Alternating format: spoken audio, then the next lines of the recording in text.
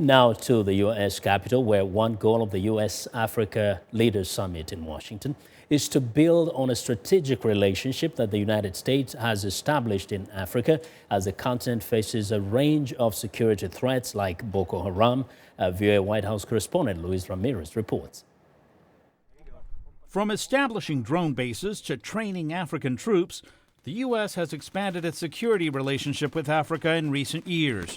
The aim is to help African governments combat extremist groups like Boko Haram in Nigeria, Al-Shabaab in East Africa, and militants in the Sahel.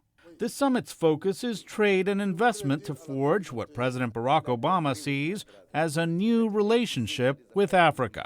In announcing pledges by U.S. companies to invest $14 billion in Africa, Mr. Obama said security is essential to prosperity. We're going to have to talk about security and peace because the future belongs to those who build, not those who destroy.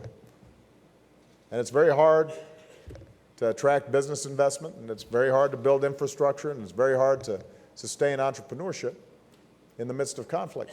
The U.S. military established its Africa Command in 2007, but based it at a distance in Germany. The command has overseen operations to assist African militaries in transporting troops, reconnaissance, and intelligence sharing. There are big reasons why the U.S. needs to speed up efforts to engage more with the continent, beyond providing low-key military cooperation and aid. Analyst Michael Rubin. Certainly the small footprint strategy has worked. That said, we need to remember that while China does $200 billion worth of trade with Africa each year, the United States only does half of that. So as the United States becomes much more involved in the region, ultimately many African countries are going to look for an American backing which isn't simply diplomatic but goes into economic and military as well. For decades, U.S. administrations have spoken of the need to help lift Africa's people out of poverty and talked about the continent's importance.